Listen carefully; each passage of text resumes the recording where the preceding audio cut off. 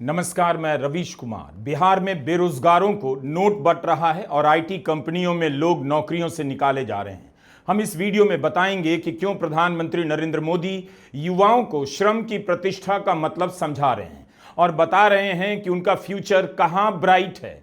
इसका पता उन्होंने भी बताया और हम भी बताएंगे। इस बीच एआई की आंधी से इंजीनियर और मैनेजमेंट की डिग्री वाले बेरोजगार हो रहे हैं। टीसीएस जैसी बड़ी सॉफ्टवेयर कंपनी से 12,000 इंजीनियर निकाले जा रहे हैं। मीडिया रिपोर्ट है कि विप्रो ने 2023 से लेकर अब तक 25,000 लोगों को निकाल दिया है। जुलाई महीने में रिपोर्ट छपी है। मौजूदा वित्त वर्ष में इन्फोसिस ने सिर्फ 15,000 ट्रेनी को रखा है। पिछले वर्षों के मुकाबले यह काफी छोटी संख्या है। एआई के कारण इस साल अमेरिका में ही टेक की 90,000 नौकरियां खत्म हो गई हैं। अनुमान है कि बैंकिंग से लेकर रिटेल सेक्टर में 25 से 30,000 नौकरियां चली गई हैं। 22 से 25 की उम्र के सॉफ्टवेयर इंजीनियरों पर सबसे बुरा असर पड़ा है। इनकी नियुक्तियों में 20% की कटौती हो चुकी है। यानी किसी बैच से 100 इंजीनियर पास होते हैं तो 20 को कहीं भी नौकरी नहीं मिल रही है। ऐसा नहीं है कि आज मंदी है, आर्थिक संकट आ गया है, बल्कि लोग इसलिए निकाले जा रहे हैं क्योंकि एआई ने उनकी नौकरियां खत्म कर दी। अब उनकी जगह कोई नहीं आएगा क्योंकि ये नौकरियां हमेशा के लिए खत्म की जा चुकी हैं। एआई ही मैनेजर है, एआई ही इंजीनियर है। मैनेजमेंट और इंजीनियरिंग की डिग्री वालों को 30,000, 40,000 महीने की नौकरी नहीं मिल रही है। लोन लेकर, जमीन बेचकर पढ़ने वाले मिडिल क्लास के बच्चों का फ्यूचर अब इस सेक्टर में ब्राइट नजर नहीं आ रहा।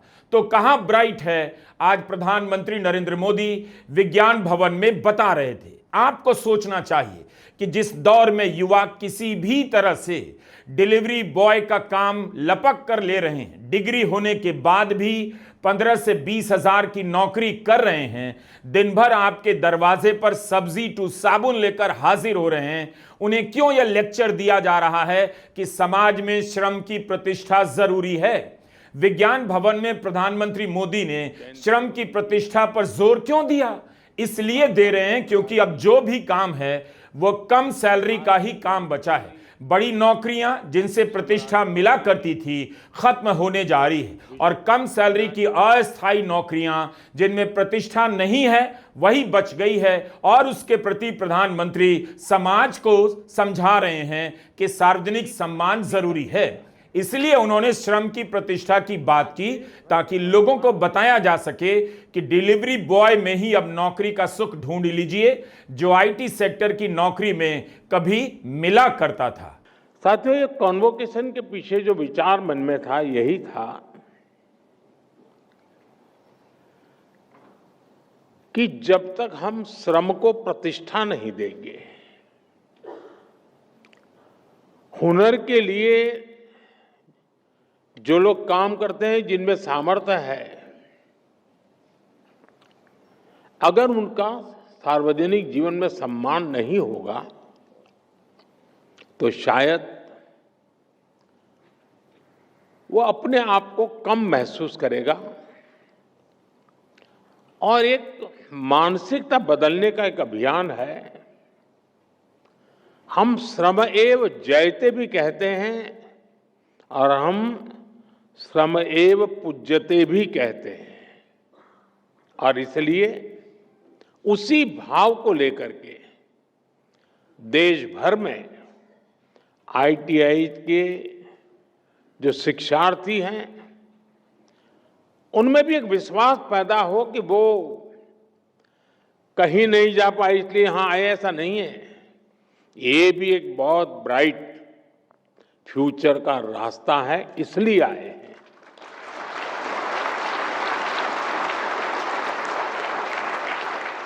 यह भी एक ब्राइट फ्यूचर का रास्ता है। यह रास्ता नहीं बल्कि इसका ऐलान है कि भारत में अच्छी नौकरी और नौकरी से प्रतिष्ठा पाने का दौर समाप्त हो गया। भारत ही नहीं, दुनिया भर में अगर आप किसी कंपनी में मैनेजर के पद पर हैं, 10-12 साल का अनुभव है तो आपकी नौकरी खत्म होने जा रही है और आप किसी मैनेजमेंट संस्थान में लोन लेकर जमीन बेचकर पढ़ने गए हैं, आपको नौकरी नहीं मिलेगी। उधर का रास्ता बंद होने जा रहा है और एक नया रास्ता खुल रहा है जिसे प्रधानमंत्री मोदी ब्राइट फ्यूचर का रास्ता बता रहे हैं। आपको याद होगा जब जीएसटी की दरें कम की गई तब टू व्हीलर की नई दरों के बारे में कहा गया इससे गिग वर्कर को डिलीवरी में आसानी होगी। देश के युवाओं को पता नहीं, उन्हें नफरत की राजनीति के नशे में एहसास भी नहीं हुआ, लेकिन अब सरकार याद दिलाने लगी है उनका ब्राइट फ्यूचर कहां है, किस तरह की नौकरियों में है। जिस नौकरी को कभी डार्क फ्यूचर समझा जा सकता था, प्रधानमंत्री मोदी ब्राइट फ्यूचर बता रहे हैं। प्रधानमंत्री मोदी और मुख्यमंत्री नीतीश कुमार दोनों के सत्ता में 20-20 साल से अधिक के अनुभव हैं। इनका अपना बायोडेटा बहुत शानदार है, लेकिन इनके पास भी नौकरियां पैदा करने का ठोस आइडिया नहीं है कि एआई के कारण जो नौकरियां खत्म हो रही हैं उस आंधी को कैसे रोकें। लेकिन सबके पास लच्छेदार भाषण जरूर है, जेब में पैसे डालने के लिए फ्री का सरकारी खजाना है। बिहार में चुनाव आया है तो बेरोजगारों की जेब में पैसे डालो, लेकिन सबको पता है इससे आप वोट देने तक युवाओं को खुश रख सकते हैं, लेकिन बेरोजगारी का संकट दूर नहीं कर सकते।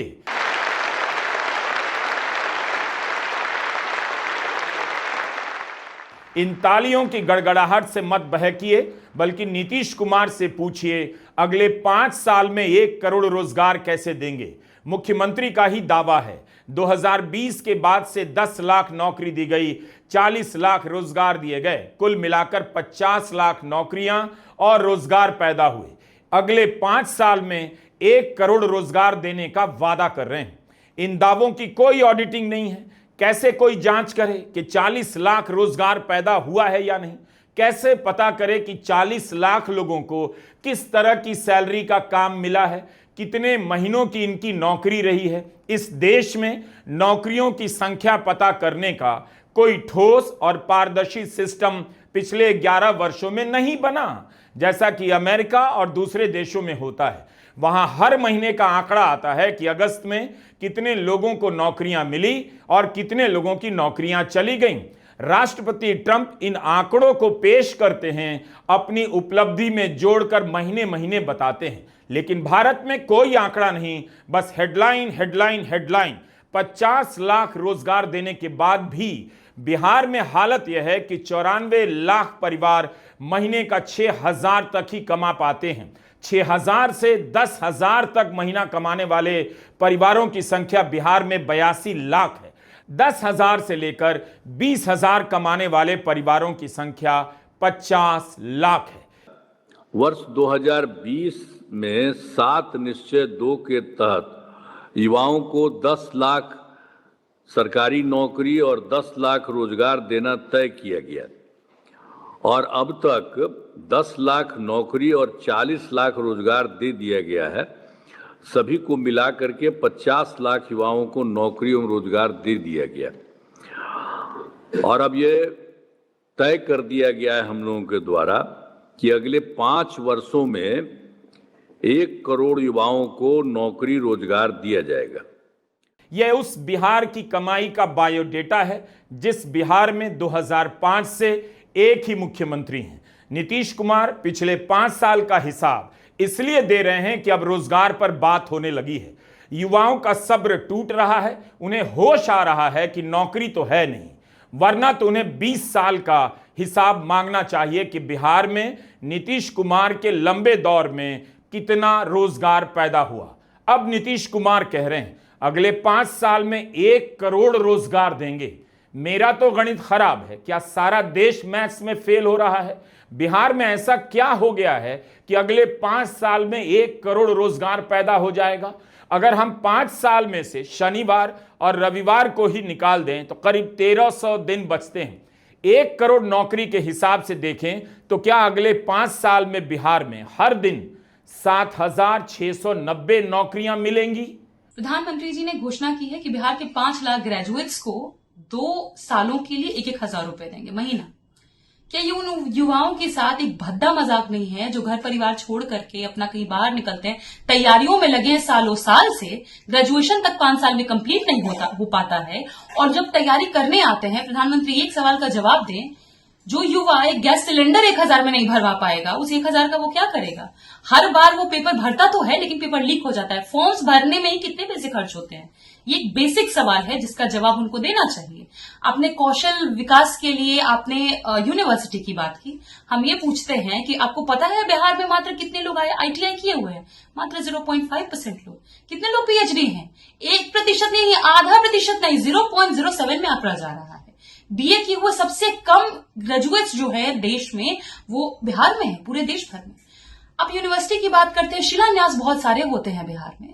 2017 में पटना यूनिवर्सिटी का 100 साल पूरा हुआ था। 100वीं वर्षगांठ पे नीतीश जी ने खुद डिमांड किया था कि पटना यूनिवर्सिटी को केंद्रीय विश्वविद्यालय का दर्जा मिलना चाहिए। आपने दिया क्या? जिस रेलवे में बिहार के युवा भरते थे फॉर्म और नौकरी निकाला करते थे, उस रेलवे को आपने प्राइवेटाइज कर दिया। वहां पर भी नौकरी नहीं। सेना में जाया करते थे, अग्निवीर ला करके आपने उनका पूरा भविष्य बर्बाद कर दिया। आप बिहार को चुनावी साल में सिर्फ चुनावी जुमले दे रहे हैं।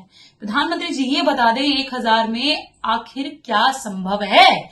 आज तक किसी सरकार ने हिसाब नहीं दिया कि किसी प्रोजेक्ट के पूरा होने पर या उसके 2 साल बाद कितने लाख लोगों को नौकरियां मिली। बस दावा दावा और दावा। चुनाव आ गया तो खाते में पैसा और स्किल इंडिया पर सम्मेलन। स्किल इंडिया और मेक इन इंडिया की क्या हालत है, इस पर कभी ईमानदारी से चर्चा नहीं होगी। क्यों भारत मेक इन इंडिया के बाद भी मैन्युफैक्चरिंग में अच्छा नहीं कर पा रहा है? जब इसी सेक्टर में तेजी नहीं आई तो स्किल इंडिया वालों को काम किस सेक्टर में मिल रहा है, कैसा काम मिल रहा है? सरकार इन दावों के समर्थन में कोई प्रमाण नहीं देती। प्रधानमंत्री नरेंद्र मोदी ने विज्ञान भवन में अपने भाषण में कई आंकड़े दिए, बस इसका आंकड़ा नहीं दिया कि स्किल इंडिया से जिन 1.5 करोड़ युवाओं को ट्रेनिंग दी गई, उनमें से कितनों को रोजगार मिला, किस तरह की सैलरी का काम मिला। बीते 11 सालों में 1.5 करोड़ से ज्यादा नौजवान इन ट्रेड्स में प्रशिक्षित हो चुके हैं। यानी उन्हें अलग अलग क्षेत्रों की स्किल्स से, उसकी टेक्निकल क्वालिफिकेशन से जोड़ा गया है। और सबसे बड़ी बात यह है कि इन युवाओं को उनकी स्थानीय भाषाओं में, लोकल लैंग्वेज में उनकी स्किल्स सिखाई गई है। इस साल भी 10 लाख से ज्यादा students all India trade test में शामिल हुए।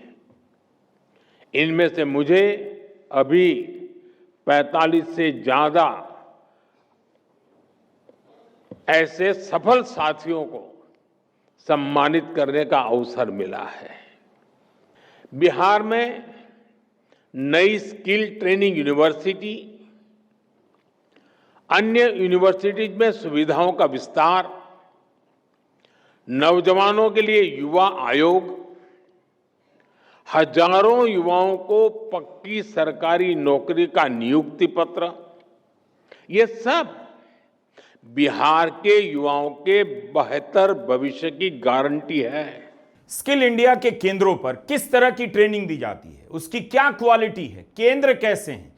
क्या आपने गोदी मीडिया को इन केंद्रों पर जाकर ट्रेनिंग का हाल लेते देखा है? क्या आपने विपक्ष के किसी नेता को स्किल इंडिया के ट्रेनिंग सेंटर पर जाते देखा है? विपक्ष भी अपना काम नौकरी के मामले में ठीक से नहीं कर रहा है। उसे भी स्किल इंडिया के ट्रेनिंग सेंटर में जाना चाहिए, देखना चाहिए इन केंद्रों की क्या हालत है। सब कुछ दावों में है, कहीं से कोई ढंग की खबर नहीं, रिपोर्ट नहीं। प्रधानमंत्री मोदी युवा आयोग की बात कर रहे हैं। क्या युवाओं को पता नहीं कि आज के तेजी से बदलते दौर में इस तरह के युवा आयोग, बूढ़ा आयोग, इन सब की कोई जरूरत नहीं? इतने सारे आयोग तो पहले से हैं। एक युवा आयोग उनकी किस्मत में क्या बदलाव कर देगा? स्किल यूनिवर्सिटी, रेल यूनिवर्सिटी, तरह तरह की यूनिवर्सिटियां खुल जाती हैं। बिहार की जो अपनी यूनिवर्सिटी है, उनकी अपनी हालत कैसी है?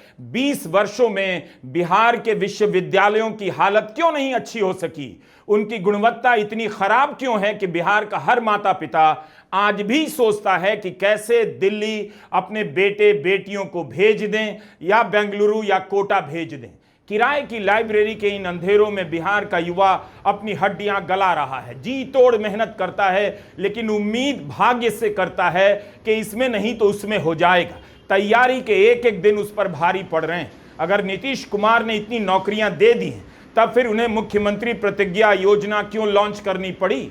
12वीं पास कौशल प्रशिक्षण प्राप्त युवाओं को हर महीने 4,000 और आईटी डिप्लोमा डिग्री वालों को 5,000 रुपया प्रति माह का भत्ता देने का ऐलान क्यों किया जा रहा है? वह भी चुनाव के वक्त। उस स्किल इंडिया का क्या हुआ? पहले ट्रेनिंग के नाम पर सपना, उसके बाद नौकरी नहीं मिली तो नौकरी खोजने के नाम पर भत्ता। 2016 में लॉन्च हुई थी मुख्यमंत्री निश्चय स्वयं सहायता भत्ता योजना। 20 से 25 साल के बीए की डिग्री वाले बेरोजगारों को 2 साल के लिए 1,000 क्यों देना पड़ रहा है? नीतीश कुमार क्यों नहीं बता रहे हैं कि इन योजनाओं से क्या फायदा पहुंचा और वो कौन लोग हैं जिन्हें फायदा पहुंचा है? वो क्यों नहीं सामने आ रहे हैं? किस बेरोजगार को मदद मिली, उनका चेहरा सामने लाना चाहिए। और अब देखना बहनों, देखना अब चुनाव के लिए 1 महीना तकरीबन बचा है ना, थोड़ा कम उससे 1-2 हफ्ते बचे हैं। अब देखना कैसे ऐलान होंगे। एक तो हो गया, कहते सब महिलाओं को 10,000 रुपए देंगे। क्या हर महीने देंगे? आज क्यों जागे हैं? 20 सालों से इनकी सत्ता थी, इनकी सरकार थी, तब तो नहीं बोला कि 10,000 रुपए देंगे महिलाओं को। आज क्यों दे रहे हैं? आपके वोट के लिए, आपके वोट के लिए दे रहे हैं। चुनाव को खत्म होने दीजिए, यह भी बंद हो जाएगा। पैसा बंट रहा है, लेकिन इसका मतलब नहीं कि नौकरियां पैदा हो रही हैं और नियुक्ति पत्र भी बंटेगा। जिन्हें नियुक्ति पत्र मिला है उनकी तो नौकरी जारी है। बीए पास की छोड़िए, मैनेजमेंट इंजीनियरिंग की डिग्री वालों के लिए रोजगार का संकट भयंकर होता जा रहा है। टीसीएस से 12,000 लोगों को निकाला जाना छोटी घटना नहीं है और एक कंपनी की बात नहीं। यह उस आंधी का नतीजा है जो एआई के कारण कई सेक्टरों और कंपनियों में आ रही है। तमाम कंपनियां अपने पोस्ट खत्म कर रही हैं। वैकेंसी आने का नहीं, यह वैकेंसियों के मिट जाने का दौर है। एक्सचेंजर ने 11,000 नौकरियां खत्म कर दी। उन लोगों को निकाला गया जो एआई के अनुसार अपने आप को बदल नहीं सके। कंपनी ने कहा बिजनेस की बदलती जरूरतों के हिसाब से हायरिंग होती रहेगी। इसी साल माइक्रोसॉफ्ट ने 9,000 कर्मचारियों को नौकरी से निकाला है। ज्यादातर छटनी जुलाई में हुई। कंपनी ने कहा ब्रॉडर वर्कफोर्स रीअलाइनमेंट के तहत किया जा रहा है। यह पैसा एआई पर रिसर्च करने में लगाया जाएगा। फेसबुक की पेरेंट कंपनी मेटा इस साल 3,000 कर्मचारियों को निकाल चुकी है। मेटा ने दुनिया भर में अपने मिडिल मैनेजमेंट में 5% की कटौती की है। जर्मनी की सॉफ्टवेयर कंपनी एसएपी और डेनमार्क की फार्मा कंपनी नोवो नॉर्डिस्क भी छटनी करने जा रही है। इसका असर भारतीय कर्मचारियों पर भी पड़ेगा। नोवो दुनिया भर में 9,000 नौकरियां खत्म करेगी। इस कंपनी के बेंगलुरु में 4,500 कर्मचारी हैं। चिप बनाने वाली कंपनी इंटेल 5500 लोगों को नौकरी से हटाने वाली है। गूगल ने अपनी क्लाउड और डिजाइन टीम के 100 लोगों को निकाला है। मीडिया में खबर छपी है कंपनी एआई पर फोकस करना चाहती है, खर्चे में कटौती करेगी। छोटी टीमों का संचालन करने वाले मैनेजरियल स्टाफ से 1/3 लोगों को निकाल दिया गया है। ट्विटर के सह संस्थापक जैक डोर्सी की कंपनी ब्लॉक से 1,000 लोगों को निकाला जा रहा है। ऑरेकल ने अपने सैन फ्रांसिस्को के दफ्तर से 250 लोगों को निकाल दिया। सिएटल के दफ्तर से 100 लोगों को निकाला गया है। सेल्सफोर्स नाम की कंपनी 4,000 लोगों को निकाल रही है। यह सब तो आंकड़े हैं जो छप रहे हैं, लेकिन जो नहीं छप रहे हैं उनका भी हाल बहुत बुरा है। पहले खबरें आती थी इस साल इतनी नौकरियां दी जाएंगी, अब खबर आती है हजारों नौकरियां खत्म की जा रही हैं। मिडिल क्लास को सोचना पड़ेगा लाखों के लोन के बाद मैनेजमेंट और इंजीनियरिंग की डिग्री का क्या होगा। किस उम्मीद पर मिडिल क्लास बी ग्रेड और सी ग्रेड कॉलेजों में लाखों की फीस देकर अपने बच्चों को भेज रहा है। इसलिए मेरा कहना है कि चुनाव है तो पैसा बांट दीजिए, मगर उससे होगा कुछ नहीं। विपक्ष के लोग भी इसकी होड़ करेंगे और वे भी पैसे बांटने की योजनाएं लॉन्च करेंगे। यह समय है युवाओं को बताने का कि मैनेजमेंट और इंजीनियरिंग का टाइम खत्म हो गया है या बचा हुआ है। क्या इनकी पढ़ाई के लिए लाखों का लोन लेना अब सही होगा? प्रधानमंत्री मोदी बिहार के लिए योजनाएं लॉन्च करने में व्यस्त हैं। उन्हें पता है इससे पहले लोग मूल सवाल पर आ जाएं, जेब में पैसे भेज दो, 20,000 तो कभी 60,000 करोड़ की योजनाओं को लॉन्च कर दो ताकि अखबारों के सारे पन्ने हेडलाइन से लेकर फुटनोट्स तक भर जाएं। दिल्ली के विज्ञान भवन में बिहार के लिए 62,000 करोड़ की योजनाएं लॉन्च हुई। इससे ज्यादा की योजनाएं प्रधानमंत्री मोदी पिछले 2 महीनों के दौरान बिहार जाकर लॉन्च कर चुके हैं। सितंबर में पूर्णिया में 40,000 करोड़, अगस्त में गया में 13,000 करोड़ की परियोजनाओं का उद्घाटन हुआ, शिलान्यास हुआ। जुलाई में मोतिहारी में 7200 करोड़ की योजनाओं का उद्घाटन हुआ। जून में सिवान में 5200 करोड़ की योजनाएं शुरू हुई। डिजिटल माध्यम से जीविका दीदी के खातों में 7,500 करोड़ ट्रांसफर हुए। प्रधानमंत्री बनने के बाद बिहार में यह 5वां चुनाव है। 2 लोकसभा और 2 विधानसभा के चुनाव हो चुके हैं। इन चुनावों में भी हजारों करोड़ की योजनाएं लॉन्च हुई, लाखों रोजगार पैदा करने के दावे किए गए। उन सबका क्या हुआ, इसका कोई हिसाब और प्रमाण नहीं दिया जा रहा। बेरोजगारों की जेब में पैसा डालकर वोट मिल सकता है, लेकिन नौकरी पैदा नहीं होगी, क्योंकि दुनिया बदल रही है, हमारे नेता नहीं बदल रहे हैं। यह रोजगार के संकट का समाधान नहीं है। रोजगार की दुनिया में जो बदलाव आ रहा है उसकी बातें जनता तक पहुंचानी होगी। आज तक सरकार नीट से लेकर एसएससी की परीक्षा को विवादों से, सवालों से मुक्त नहीं कर पाई है। हर बार इनकी विश्वसनीयता पर संदेह होता है। छात्र परेशान होते हैं, फोन कर हमसे रोते हैं और आंदोलन करते हैं। अगस्त में क्या हुआ? बिहार सिपाही भर्ती पेपर लीक के मास्टरमाइंड को गिरफ्तार किया गया। खबर आई कि बिहार के माफियाओं ने ही ओडिशा दारोगा भर्ती परीक्षा पेपर लीक की साजिश रची थी। इसी बिहार की यह हालत है कि अच्छे अच्छे कॉलेजों में बीए की सीटें पूरी तरह से नहीं भर रही हैं। वहीं दर्जनों खबरें आपको मिल जाएंगी जहां डिग्रियां बेची जा रही हैं, फर्जी सर्टिफिकेट देकर लोग नौकरी पा रहे हैं। यह सब क्यों ठीक नहीं किया जा सका? चुनाव जीतना अलग बात है, पैसे डालकर वोटर की एडवांस बुकिंग की जा रही है, लेकिन बाजार और अर्थव्यवस्था को समझने वाले जानते हैं कि आज सरकारों के पास पैसे तो बहुत आ गए, टोल टैक्स, जीएसटी के कारण, लेकिन रोजगार पैदा करने का आइडिया उनके पास नहीं है। इसलिए पैसा बांटा जा रहा है। नमस्कार, मैं रवीश कुमार।